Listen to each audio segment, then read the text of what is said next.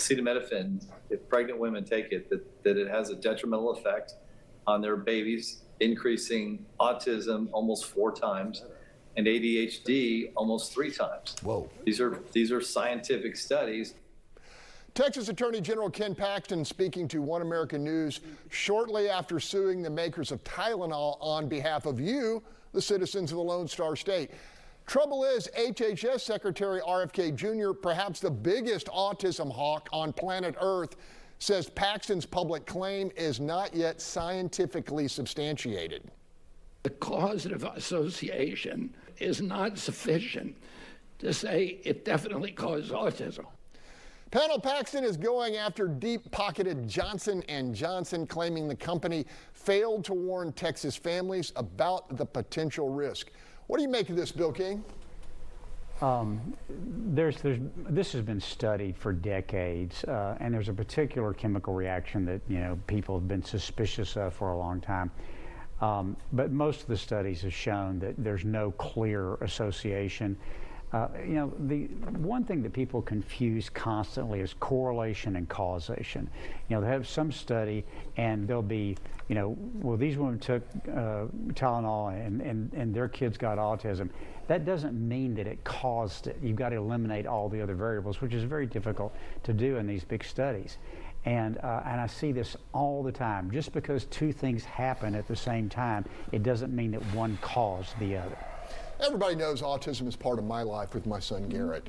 And my wife and I, many of our friends, we know experts, we have put a great deal of thought into it, and everybody has a little different take on this. I will tell you, I think it's going to be environmental, I think it's going to be genetic, it's going to be a range of things that triggered this, this terrible increase in the number of kids on the autism spectrum. Now, they're wonderful kids and they have different abilities, but something has happened to them. Sue, what do you make of this suit? I have a grandson who is autistic and he's a non-speaker, and I agree with you. It's not one singular thing. It's a lot of different things that may cause what has happened, whatever.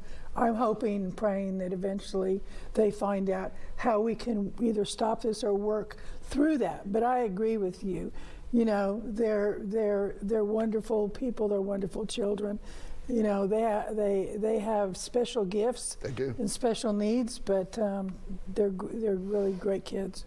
Bob, one of the things that General Paxton talked about was the discovery process, and that, sometimes these suits, we learn what people knew before they put a product out, what their own science has told them.